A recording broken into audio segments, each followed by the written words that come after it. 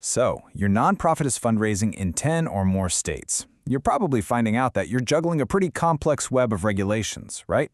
Well, in this explainer, we're going to break down exactly how you can manage that multi-state compliance effectively. And just so you know, this resource comes to us from the specialists over at Ironwood Registrations. It's part of their multi-state fundraising compliance series, which is really designed to make these confusing topics a whole lot easier to handle.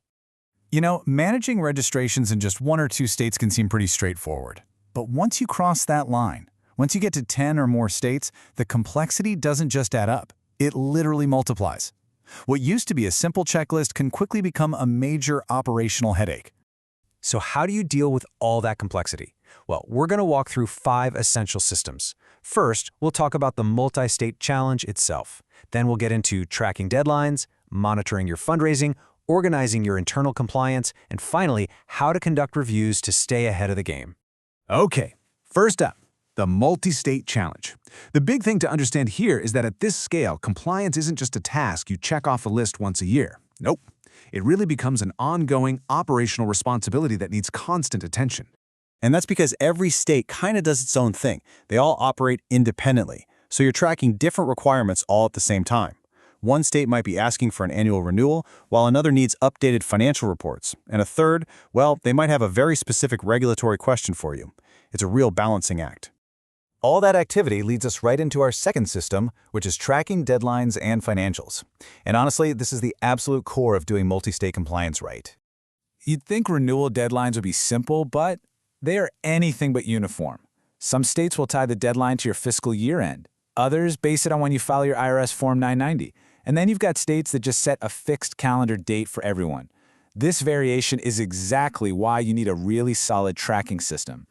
And with so many different dates to keep straight, a centralized compliance calendar really becomes an essential tool. You can think of it as your organization's single source of truth, the one thing that can stop crucial deadlines from falling through the cracks and help you avoid fines and protect your good standing. Now, along with those deadlines, you've got financial reporting. States almost always want a copy of your IRS Form 990, but as your revenue starts to grow, a lot of them will also start demanding audited or reviewed financial statements. That's why it's so important to keep an eye on each state's specific financial thresholds.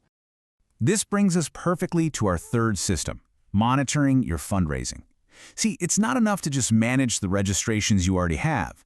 You have to be really vigilant about where your fundraising activities might be expanding. You've got to follow the money. And that brings up a really critical question for your team. Do you know for sure where your donations are coming from on a state-by-state basis? Because the answer to that has some serious compliance implications. So this means you need to be periodically reviewing all of your fundraising channels. Where are those online donations actually coming from? Which states are on your email lists? A new fundraising push, for example, could easily trigger registration requirements in a state you hadn't even thought about before. Okay, so once you have all this information, you need a system to manage it. And that brings us to our fourth area, organizing internal compliance. This is all about your records and who's responsible for them. Think of this as your own internal compliance library. You need a super organized, easily accessible system for all the key documents, your approval letters, filing confirmations, financial reports, and any letters or emails from state regulators. Trust me, when a question comes up, you will be so glad you have it all in one place. But just as important as the records themselves is knowing who owns them. Who is responsible? Is it the finance team, operations, maybe an external advisor? You know, there isn't one right answer here, but your organization absolutely must have a clear one. Without someone's name attached to it, deadlines are just too easy to miss. And this leads us to our final system, which really ties everything together: conducting periodic reviews. This is the key to staying proactive. It lets you regularly check in on your organization's compliance health and, hopefully, avoid any of those last-minute crises. An effective review is a structured process. You evaluate your current registrations. You check to see if you might be eligible for any exemptions, you identify any new fundraising expansion, and you just confirm all your renewals are up to date. This regular health check makes sure your compliance strategy is actually keeping up with your mission's growth. So to wrap it all up, managing registrations across 10 or more states is a big job, no doubt about it. But it is totally manageable with the right systems in place. Diligent tracking of those deadlines, organized records, continuous monitoring of your fundraising, and those proactive, periodic reviews. And that leaves us with one last, really critical thought.